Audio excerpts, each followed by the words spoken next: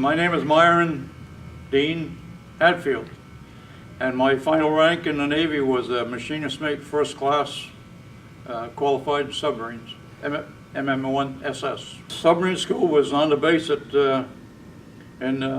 actually, which is in New London, which is actually in Groton, and I was assigned to the USS Bang, which was at State Pier in New London. And that was part of Squadron 10, and that happened right around New Year's Day, shortly after, the 1st or 2nd in 1957. And I kind of remember that I went aboard, and next thing I know, it was a day in January when it was like 0. And we was on our way to Bermuda, which was kind of interesting.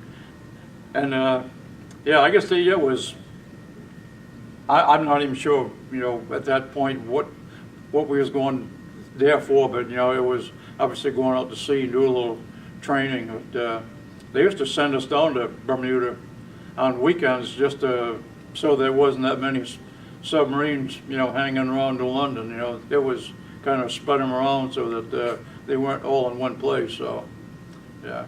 Over the years, I think if I remember, we had been to Bermuda about 6 times. So, I went aboard. I was seaman, seaman apprentice, SA. Had 2 little stripes, and I wound up like being on the seaman gang, and then the kind of the recruiting started. For different departments on the boat, and the enginemen, they're the ones that actually kind of won out after a while, and because they said, yeah, you got an extra locker room. They lock her in the engine room, and it's warm, and so yeah, I wound up being part of the engineman gang.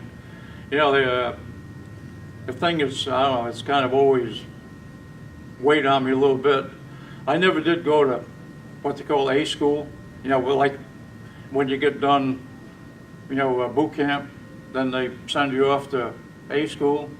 I missed out on that, and I didn't get to do that.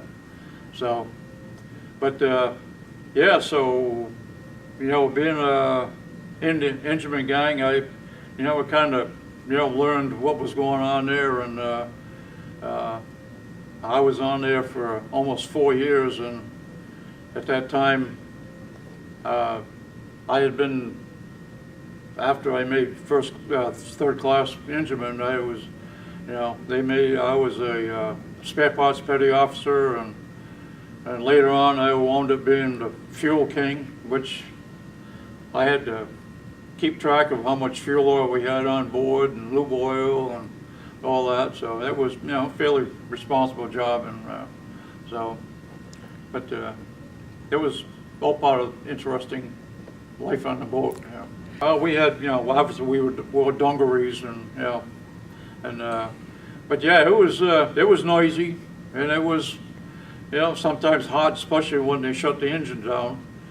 Then you had all that latent heat from the, the big hunks of metal, from the engine. It would get pretty warm in there, especially when you were operating down south, and the water was warm, and it really got warm in there. And but on the other side of that is, in the wintertime, you're operating around the, just because of all the engine air that come in there, it was actually got pretty chilly, and you sit there wearing a foul weather jacket, to keep warm, and like I say, it was noisy, because on the Bang we had 2 engines in the after engine room and 1 in the forward engine room, and we actually stood watches in both the forward room and the after room. So, but and those were all pretty much 4-hour watches. So, well, when I first went aboard there, it's actually